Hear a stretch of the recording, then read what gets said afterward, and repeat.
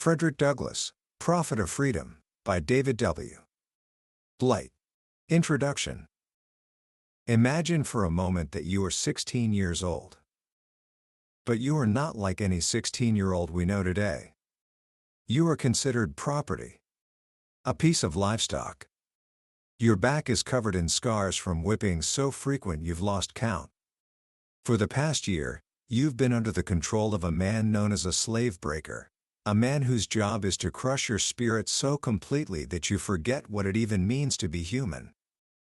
And he has succeeded. You've been broken.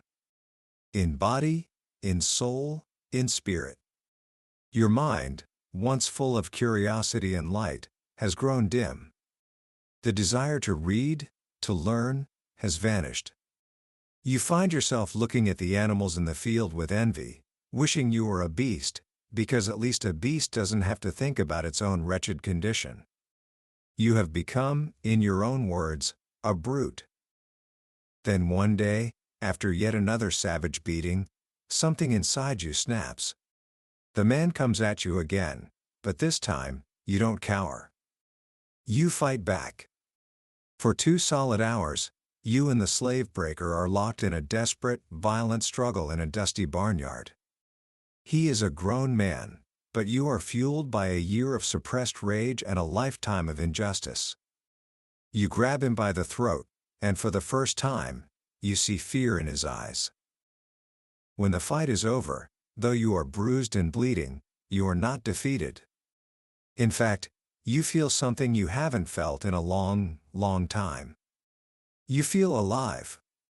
You said of that moment, "I was nothing before. I was a man now." That young man was Frederick Bailey, who the world would come to know as Frederick Douglass. And his story, his incredible journey from the darkest depths of slavery to becoming one of the most famous and influential men of the 19th century, is more than just a history lesson. It's a roadmap for what it means to create yourself, to find your voice, and to fight for a life of purpose against impossible odds. Today, we're diving into the Pulitzer Prize-winning biography, Frederick Douglass, Prophet of Freedom, by the brilliant historian David W. Blight. This isn't just a book, it's an epic, a masterpiece that took the author nearly a decade to write. Blight doesn't just tell us what Douglass did, he takes us inside his mind and soul. And my promise to you is this: by the end of our time together, you will understand the secret to Douglass's power. It wasn't just his intellect or his courage.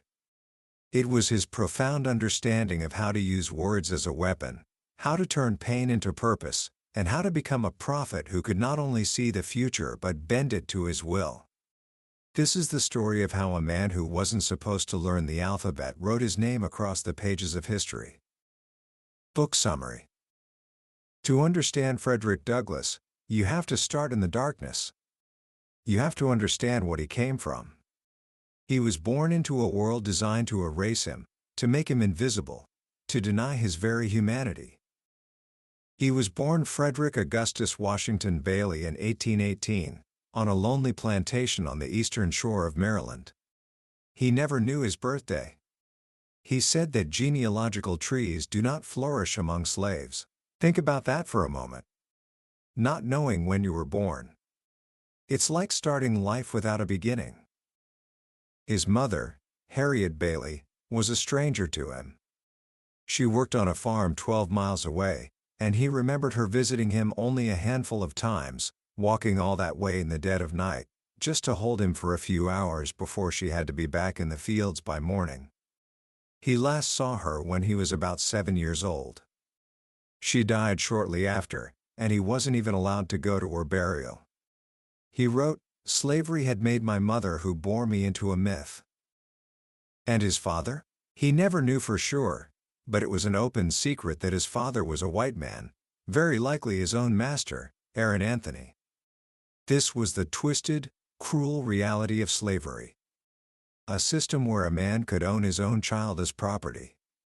Douglass later wrote about this with a cold fire, saying, "A man who will enslave his own blood may not be safely relied on for magnanimity. There was no love there, only power and shame. So, from the very beginning, he was an orphan, a boy without a family, without a history, without even a name that was truly his own. His first real home was the small cabin of his grandmother, Betsy Bailey. She was the one constant in his early life, a strong, loving woman. But when he was just 6 years old, she walked him 12 miles through the woods to the main plantation, the great house farm of Colonel Lloyd. It was a place of shocking contrasts. On one hand, it had what Douglass called Eden-like beauty, with sprawling fields and a grand mansion.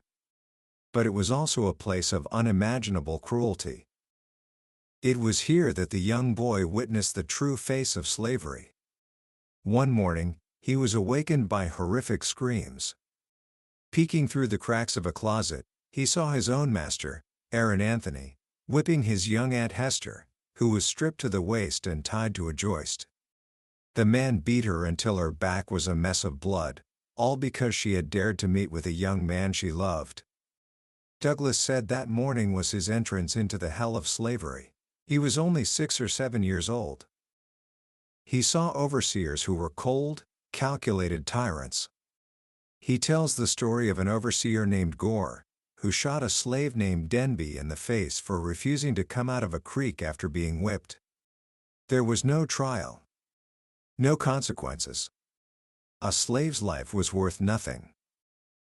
This world was designed to break him, to turn him into a brute, just another piece of property.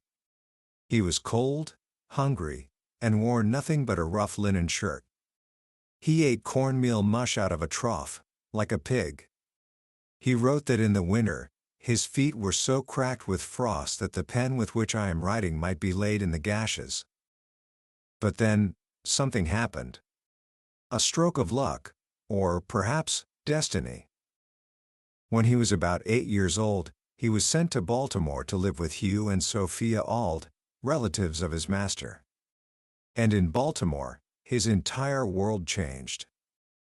For the first time in his life, he met a white person who treated him with kindness. Sophia Auld had never owned a slave before, and she didn't know the rules. She saw a curious, bright-eyed little boy, and her motherly instincts took over. She began to teach him his ABCs. For Douglass, this was like a door opening to a universe he never knew existed. He was a ravenous student. But when her husband, Hugh Auld, found out, he was furious. He forbade her from teaching him anymore. And what he said in that moment became the turning point in Frederick Douglass's life. Douglass overheard him say that teaching a slave to read was unlawful and unsafe. "If you teach that nigger how to read," Auld said, "there would be no keeping him. It would forever unfit him to be a slave." And right there, the young boy had a revelation. An epiphany. Hugh Auld had accidentally given him the key to his own liberation. From that moment, Douglass wrote, I understood the pathway from slavery to freedom. If knowledge could make him unfit to be a slave, then knowledge was the one thing he had to get. It became his obsession. Sophia Auld, under her husband's orders, transformed from a kind teacher into a harsh guard. She would snatch any book or newspaper she saw in his hands. But it was too late. The fire had been lit. Douglass wrote that education and slavery were incompatible with each other. Their home became a battlefield, a silent war between a mistress trying to enforce ignorance and a young boy determined to steal knowledge. He was clever. He started carrying a Webster's spelling book with him wherever he went. When he was sent on errands, he would make friends with the poor white boys in the neighborhood. He would challenge them, saying he could write letters as well as they could. They didn't believe him, so he'd get them to teach him new letters. And how did he pay his young tutors? With bread. He would trade biscuits from the Auld kitchen for lessons in literacy. The streets of Baltimore became his schoolhouse. The pavement became his chalkboard. Then, at the age of 12, he took 50 cents he had earned from odd jobs and bought his own copy of a book called The Columbian Orator. This book would become his Bible. his constant companion. It was a collection of speeches about liberty, freedom, and the rights of man. He read about great orators like Cicero and Sheridan. He read a dialogue between a master and a slave where the slave, through sheer force of argument, convinces his master to set him free. This book gave him words for the fire that was burning inside him. He started to understand not just that slavery was wrong, but why it was wrong. He learned about the concepts of natural rights and justice. He wrote that reading this book poured floods of light on the nature and character of slavery. But this new knowledge was a double-edged sword. It was both a gift and a curse. The more he read, the more he loathed his condition. He said the knowledge stung me, and made me gloomy and miserable. He looked at his fellow slaves, who didn't have this torment of thought, and he almost envied their ignorance. He wrote, "I have often wished myself a beast. Anything, no matter what, to get rid of thinking." But there was no going back. He said that the silver trump of freedom had aroused my soul to eternal wakefulness. Freedom was no longer an abstract idea. It was a constant, tormenting presence. It was in every ray of sunlight, in every whisper of the wind, in the sight of the beautiful ships sailing out of Baltimore Harbor. Those ships, he wrote, were so many shrouded ghosts, to terrify and torment me with thoughts of my wretched condition. He would stand on the shore and speak to them, a lonely boy pouring out his soul's complaint. "You are loosed from your moorings, and are free," he would say. "I am fast in my chains, and am a slave. Oh that I were free! Oh that I were on one of your gallant decks!" This growing knowledge and desire for freedom made him a troublesome slave. And so, in 1833, when he was around 15, his master sent him back to the eastern shore, to be broken. He was sent to live with a man named Edward Covey, a poor farmer with a reputation as a nigger breaker. For 1 year, Douglass was plunged back into the deepest hell of slavery. He was now a field hand, forced to do back-breaking labor from dawn till dusk. Covey was a sadistic, cunning tyrant who seemed to enjoy the cruelty. Douglass said Covey was like a snake, always hiding, watching, waiting for a chance to whip him. And he whipped him constantly. In the first week alone, Douglass was beaten so severely his back was raw. The physical pain was immense, but the psychological toll was even worse. Covey's goal was to crush his spirit, to extinguish the spark of humanity that had been ignited in Baltimore. And for a time, he succeeded. Douglass wrote, "I was broken in body, soul, and spirit. My natural elasticity was crushed, my intellect languished. Behold a man transformed into a brute. He lost the will to read, the will to hope, even the will to live. He was just a body, an animal doing its master's bidding." This was the lowest point of his life. But then came that day in the barnyard. It was a hot August day, and Douglass collapsed from heat exhaustion while working in the fields. Covey found him, kicked him in the ribs, and beat him with a hickory stick. Something in Douglass broke, but this time, it wasn't his spirit. It was the last chain of fear that held him in submission. He ran away, but eventually returned, knowing a confrontation was inevitable. The next morning, Covey came for him in the stable, ready to tie him up for another whipping. And Frederick Douglass fought back. The fight lasted for what he remembered as 2 hours. It was a brutal, desperate struggle. Covey was a strong man, but Douglass was now a powerful teenager, filled with a righteous fury. He refused to be whipped. He grabbed Covey by the throat, and the so-called nigger breaker was broken himself. Covey never laid a hand on him again for the rest of the year. That fight was more than just a physical victory. It was a spiritual resurrection. Douglass said it recalled to life my crushed self-respect and my departed manhood. He walked away from that fight a different person. The brute was gone. The man was back. And that man was now determined to be free. After his year with Covey, he was hired out to another farmer, William Freeland. Here, he found a small community of fellow slaves who looked up to him because of his literacy. And in the woods, behind the barn, Frederick Douglass found his first real calling. He started a secret Sunday school, teaching his friends to read and write using the Bible and his treasured Columbian orator. "These were great days to my soul," he wrote. He was no longer just a slave, he was a leader, a teacher, a beacon of hope for others. And it was with this band of brothers that he hatched his first serious plot to escape. They planned to steal a canoe and row their way up the Chesapeake Bay to freedom in Pennsylvania. Douglass, using the writing skills he had so painstakingly acquired, forged passes for each of them. But their plan was betrayed. On the morning of their planned escape, they were surrounded by constables, tied up, and marched 15 miles to the county jail. Douglass, as the ringleader, was sure he would be sold to the Deep South, a fate worse than death. He was separated from his friends and left alone in a stone cell, with slave traders coming to inspect him like a piece of meat. But then, another stroke of luck. His master, Thomas Auld, for reasons Douglass never fully understood, decided not to sell him. Perhaps it was a flicker of conscience, or maybe he just didn't want to deal with the hassle. Instead, he sent him back to Baltimore. He was being given a second chance, and he knew he would not waste it. He returned to Baltimore a changed man. He was now 20 years old, physically powerful, and mentally fortified by everything he had endured. He went to work in the shipyards as a caulker, a skilled trade. But the shipyards were a dangerous place, full of racial tension. He was constantly harassed by white apprentices who feared that black workers were taking their jobs.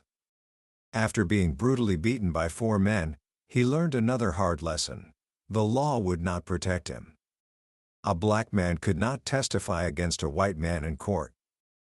But in the midst of this, he found a new community.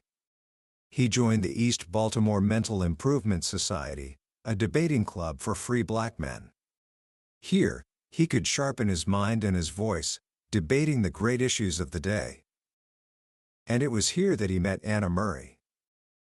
Anna was a free black woman, 5 years older than him. She was steady, hard-working, and deeply supportive. She saw the fire in the young, brilliant slave, and she believed in him.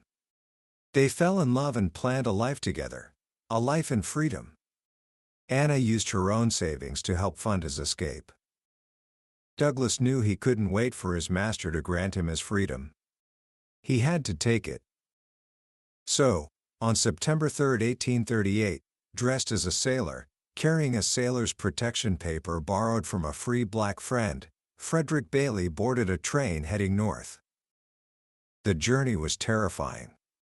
Every moment was fraught with danger. On the train, the conductor came to check his papers. The description on the paper didn't match him at all. His heart pounded. But the conductor, in a hurry, only gave it a quick glance and moved on. Douglass had survived his first test. He traveled by train, by steamboat, and by ferry, constantly on edge, trusting no one. He finally arrived in New York City, a free man. But he was completely alone, in a strange city, with slave catchers lurking everywhere. He later wrote about the profound loneliness of that moment. "I was a stranger in a strange land." He was saved by the help of a man named David Ruggles, a black abolitionist who ran a vigilance committee that helped fugitive slaves. Ruggles took him in, gave him shelter, and, most importantly, sent for Anna. Anna Murray traveled from Baltimore to New York, and just a few days after her arrival, on September 15, 1838, they were married. A fugitive slave himself, the Reverend James W.C. Pennington, performed the ceremony. But they weren't safe yet. Ruggles advised them to keep moving, to go to New Bedford, Massachusetts, a whaling port with a large community of free blacks and Quakers. He gave them $5 and a new name. His old name, Bailey, was too dangerous. Ruggles had been reading Sir Walter Scott's poem, Lady of the Lake, and suggested the name Douglas. And so, Frederick Bailey died, and Frederick Douglass was born. In New Bedford, for the first time in his life, he felt the thrill of being his own master. He worked as a day laborer, shoveling coal, loading ships, doing whatever he could to support his growing family. Anna gave birth to their first child, Rosetta, in 1839, and their son, Louis, in 1840. Life was hard, but it was a life of freedom. And then, he discovered The Liberator. The Liberator was William Lloyd Garrison's radical abolitionist newspaper. Reading it, Douglass said, set his soul on fire. He had found his cause. He had found his people. The paper became his meat and drink. He started attending abolitionist meetings, listening, learning, and finally, speaking. In August 1841, he was attending an anti-slavery convention on the island of Nantucket. A friend who knew he had a story to tell urged him to speak. Douglass was terrified. He had never spoken to a white audience before. But he got up, and with a trembling voice, he began to tell his story. And he held the audience captive. William Lloyd Garrison was in the crowd that day. He was mesmerized. I shall never forget his first speech, Garrison later wrote. The powerful impression it created. I think I never hated slavery so intensely as at that moment. That speech launched his career. He was hired as a full-time lecturer for the Massachusetts Anti-Slavery Society. For the next several years, he traveled relentlessly, telling his story, bearing witness to the horrors of slavery. He was a sensation. He was tall, handsome, with a powerful, sonorous voice. But more than that, he was living proof that the racist stereotypes about black inferiority were a lie. He was a graduate of what he called the peculiar institution, and he had a PhD in its cruelty. But his eloquence became a problem. Some people started to doubt his story. He doesn't talk like a slave, they whispered. He's too articulate, too educated. They thought he was an imposter. So, in 1845, he made a dangerous decision. He decided to write his story down, to put it all in a book, including the real names of people and places. He wrote the narrative of the life of Frederick Douglass, an American slave, written by himself. The book was an instant bestseller. It sold 5,000 copies in just a few months. But it also put his life in jeopardy. He had exposed himself. Now, any slave catcher could identify him and drag him back to Maryland. So, his abolitionist friends urged him to leave the country. He sailed to Ireland and Great Britain, where he spent 2 years. And in Europe, he was transformed. For the first time, he felt what it was like to be treated not as a color, but as a man. He could travel freely, stay in the same hotels, eat at the same tables as whites. He wrote, I seem to have undergone a transformation. I live a new life. He became an international celebrity.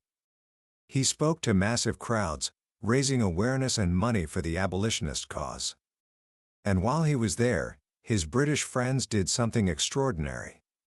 They raised the money to purchase his freedom. In 1846, Frederick Douglass, the fugitive slave, was legally a free man. He returned to America in 1847, not just as a lecturer, but as a leader in his own right. And he had a new plan. He wanted to start his own newspaper. This was a major turning point. His white abolitionist friends, including Garrison, were against it. They wanted him to stick to telling his story. They worried he would fail. But Douglass knew he had to have his own voice, an independent platform to speak for his people. So, he moved his family to Rochester, New York, and in December 1847, he published the first issue of the North Star. Its motto was "Right is of no sex, truth is of no color, God is the Father of us all, and all we are brethren." The newspaper became his best school. It forced him to read, to think, to engage with every major issue of the day, from politics to women's rights. He had been a follower of Garrison's philosophy, which rejected politics and the Constitution as hopelessly pro-slavery. But as an editor, he began to change his mind. He started to see that the Constitution, for all its flaws, could be a weapon for liberty. He began to argue that it was not a pro-slavery document, but an anti-slavery one. This was a radical idea, and it led to a bitter, painful break with Garrison and his old comrades. They accused him of betrayal, of being ungrateful. It was a deeply personal and public feud that lasted for years. Douglass was now an independent man, charting his own course. And that course was leading him directly into the turbulent world of politics. The 1850s were a decade of escalating crisis. The Fugitive Slave Act of 1850 turned the entire North into a hunting ground for slave catchers. The Kansas-Nebraska Act of 1854 opened the West to the expansion of slavery. And the Dred Scott decision in 1857 declared that a black man had no rights which the white man was bound to respect. For Douglass, these were dark, desperate times. But he refused to give up hope. He believed in what he called the stern logic of events. He believed that the slaveholders, in their arrogance, would overreach. They would push the nation to a breaking point. And in the midst of this darkness, a new fire was kindled. His relationship with the radical abolitionist John Brown is one of the most fascinating parts of his life. They were two very different men. Douglass was a man of words, a believer in political action. Brown was a man of action, a warrior who believed that slavery could only be purged by blood. But they shared a deep, mutual respect. Brown saw in Douglass a leader who could rally black people to his cause. Douglass saw in Brown a man who was willing to die for the slave. Brown came to Douglass's home in Rochester in 1858 and stayed for several weeks.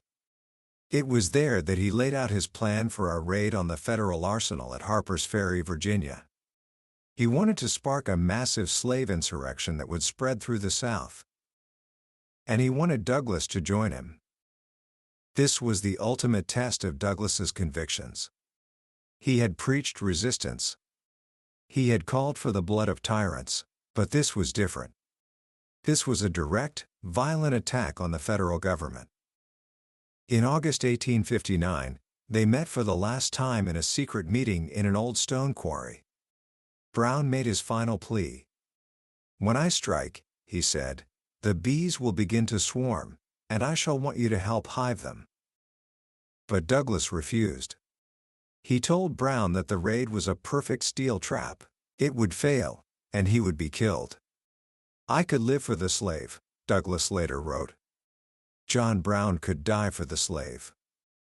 Brown went ahead with the raid in October 1859. And just as Douglass had predicted, it failed. Brown was captured, tried for treason, and hanged. But in his death, he became a martyr. His raid electrified the nation and pushed it to the brink of war. And Douglass, who was implicated in the raid, had to flee the country once again to avoid arrest. He returned in 1860, just as the nation was about to tear itself apart. When the Civil War began in April 1861, Douglass rejoiced. This was the war he had been waiting for, the apocalyptic struggle that he believed was necessary to destroy slavery and remake the nation. From the very beginning, he had a clear, unwavering message: this war was about slavery. And the only way to win it was to make it a war for emancipation. He pushed, he prodded, he thundered against the Lincoln administration for its cautious, hesitant approach. He called for the enlistment of black soldiers. "Once let the black man get upon his person the brass letters, U.S., he wrote, and a musket on his shoulder and bullets in his pocket, "There is no power on earth which can deny that he has earned the right of citizenship." When Lincoln finally issued the Emancipation Proclamation in 1863, Douglass called it the greatest event of our nation's history. But he knew it was just a piece of paper.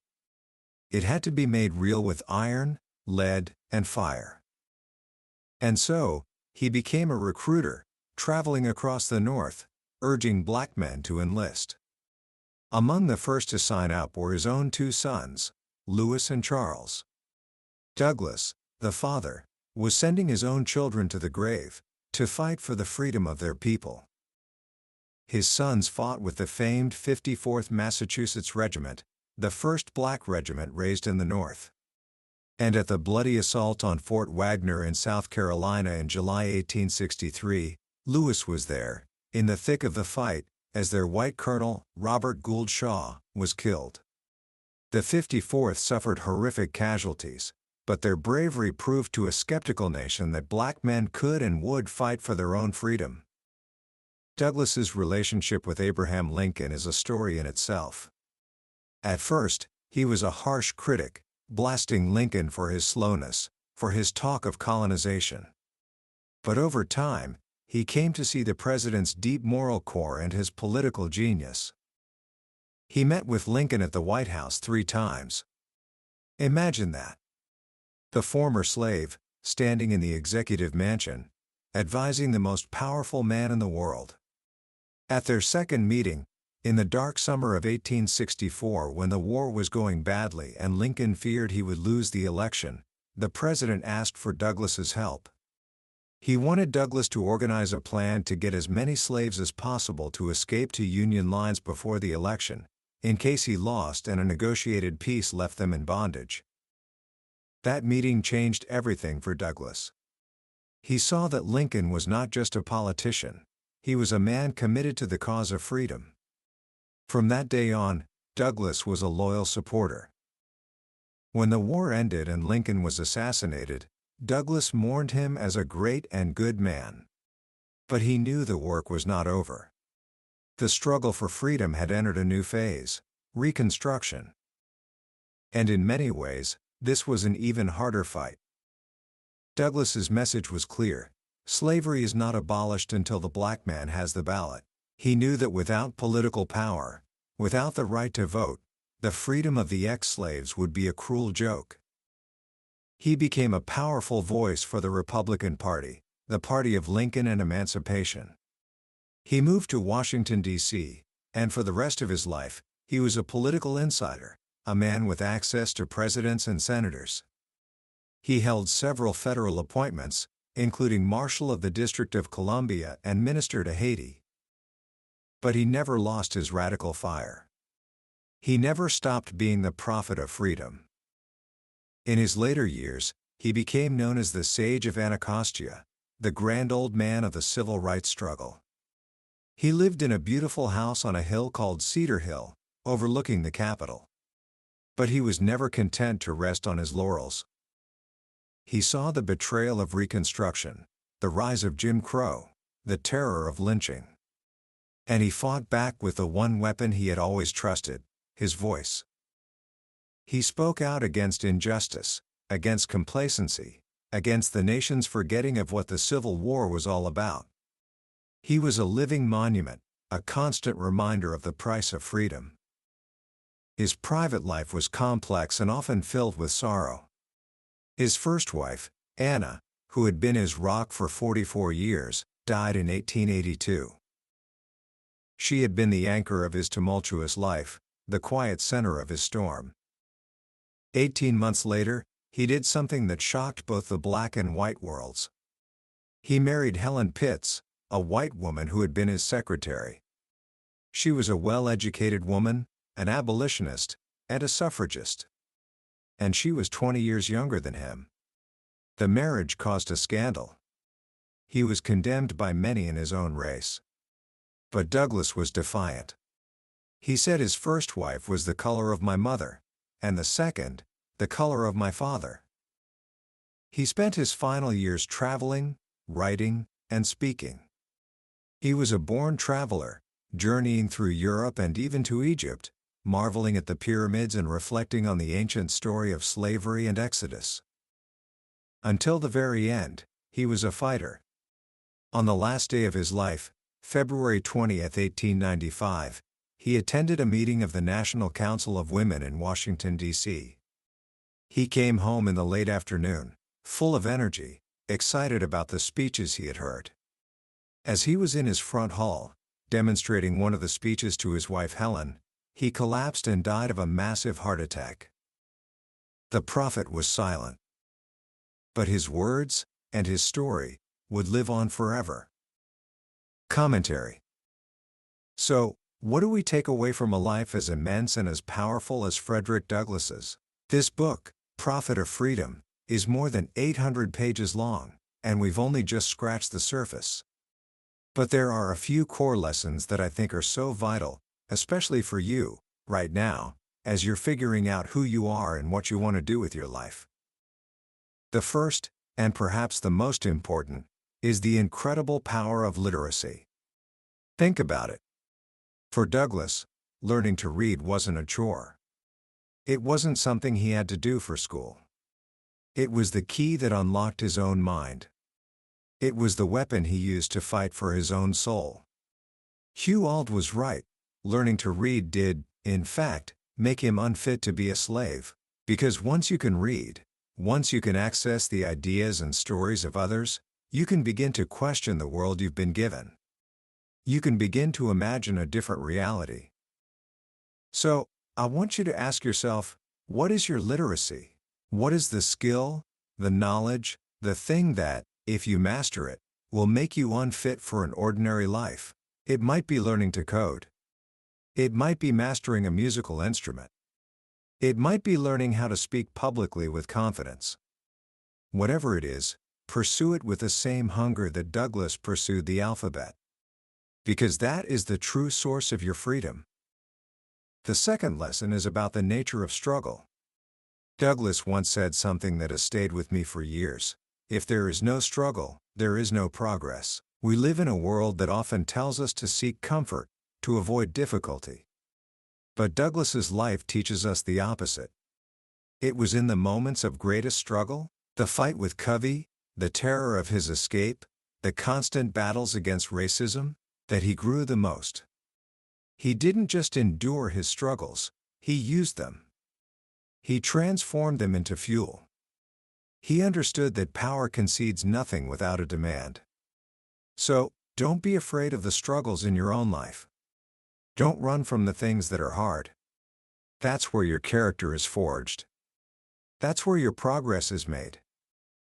And finally, there's the lesson of the voice. Douglass was, as the author calls him, a man of words. His voice was his power. But he didn't just find that voice. He built it. He built it in the streets of Baltimore, trading bread for letters. He built it reading the Columbian Orator by candlelight. He built it in secret Sunday schools, teaching his fellow slaves. He built it on thousands of lecture platforms, facing down angry mobs. He understood that having something to say is not enough. You have to learn how to say it. You have to craft your message, sharpen your arguments, and speak with a conviction that comes from the very core of your being. Your voice matters. What you have to say matters. So find your voice, and don't be afraid to use it. Speak your truth, even if your voice shakes. That was a summary of Frederick Douglass, Prophet of Freedom by David W. Blight. We've journeyed through the major milestones of an incredible life today, but a summary is like looking at a map of a great mountain. It can show you the path, but it can never let you feel the climb, the wind on your face, the breathtaking view from the summit. The real power of this book is in the details, in the texture of Douglass's words and the depth of the author's research. If any part of this story has sparked something in you, I truly encourage you to pick up a copy. Reading it isn't just about learning history. It's about spending time with one of the most remarkable human beings who ever lived, and letting his courage and wisdom seep into your own life. You can find a link to the book in the description below. Also, If you found this summary valuable and want to continue exploring the ideas that have shaped the world's greatest minds, please take a moment to like this video and subscribe to the channel. It's a small click for you, but it makes a huge difference for us. Let's keep learning and growing together. Thank you for listening.